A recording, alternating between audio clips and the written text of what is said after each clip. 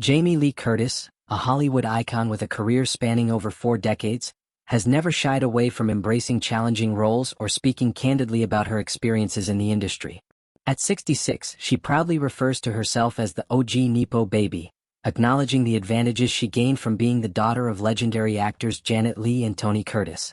However, in a recent interview, Curtis reflected on how her mother, best known for her iconic role in Psycho, might not have approved of the gritty, unglamorous characters she has portrayed in recent years. Specifically, Curtis believes that Leigh would have been incredibly upset about her Oscar-winning performance as IRS agent Deirdre Beauberdre in Everything Everywhere All at Once, a role that marked a significant departure from the polished image her mother's generation prioritized. Curtis's reflections offer a window into the generational differences between her and her mother, who was a product of Hollywood's golden age. Leigh, who passed away in 2004 at the age of 77, was celebrated for her beauty and elegance, qualities that defined much of her career. Curtis noted that her mother's era placed a heavy emphasis on physical appearance, with actresses expected to maintain a glamorous persona both on and off the screen. Her generation was so much about your body and what you look like, Curtis explained. The beauty is just who she was. My mother was literally jaw-dropping. In contrast, Curtis has embraced a freedom to portray characters who defy traditional notions of beauty, allowing her to explore a wider range of roles and express her authentic self. In Everything Everywhere All at Once, Curtis's portrayal of Deirdre, a frumpy and beleaguered IRS agent, was both critically acclaimed and visually striking for its departure from Hollywood's conventional standards. The 2022 multiverse dramedy, directed by Daniel Kwan and Daniel Skynyrd, became a cultural phenomenon, grossing $143.4 million on a $25 million budget and earning Curtis her first Oscar. However, she believes her mother would have loathed the role, particularly because of its unglamorous depiction of her character. I think that would have been very hard for her to see me with my tummy sticking out, Curtis said, highlighting the stark contrast between her mother's era and her own approach to acting.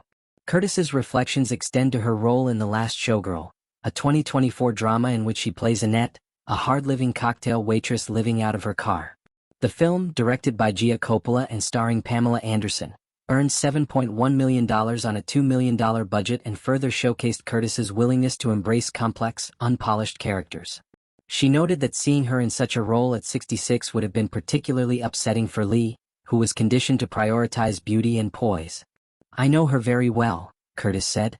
I have accepted myself in a much bigger way than I think she felt she was allowed to, through her generation. This generational shift is a recurring theme in Curtis's commentary. She acknowledges the privileges she enjoyed as the daughter of 2 Hollywood icons but emphasizes the freedom she has found in rejecting the constraints of her mother's era. Leigh's career was defined by roles that highlighted her physical beauty, and the pressure to maintain that image was immense. Curtis, on the other hand, has carved out a career that balances mainstream success with bold, unconventional choices. Her Oscar win for Everything Everywhere All at Once was a testament to her versatility and willingness to take risks, qualities that have defined her as an actress. Curtis's critique of the beauty standards imposed on women extends beyond her personal experiences. In a separate interview, she spoke passionately about the genocide of a generation of women by the cosmeceutical industrial complex, criticizing the use of cosmetic procedures and AI-driven filters to alter appearances. The concept that you can alter the way you look through chemicals, surgical procedures, fillers, there's a disfigurement of generations of predominantly women who are altering their appearances, she said. This perspective is particularly poignant given her regret over undergoing a lower blepharoplasty at age 25, a decision she now views as part of a broader cultural pressure to conform to unrealistic standards.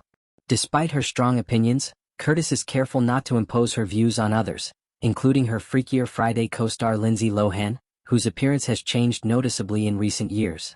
I'm bossy, very bossy, but I try to mind my own business, Curtis said, noting that Lohan, 39, is a fully functioning, smart woman who doesn't need her advice.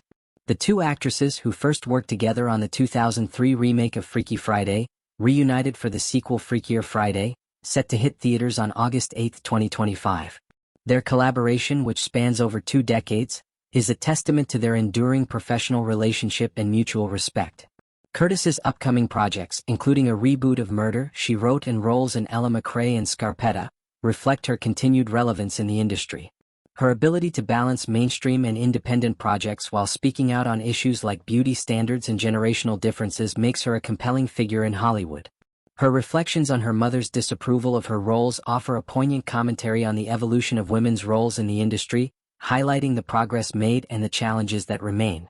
As Curtis continues to push boundaries and embrace her authentic self, she remains a powerful voice for authenticity and self-acceptance in an industry often defined by superficiality.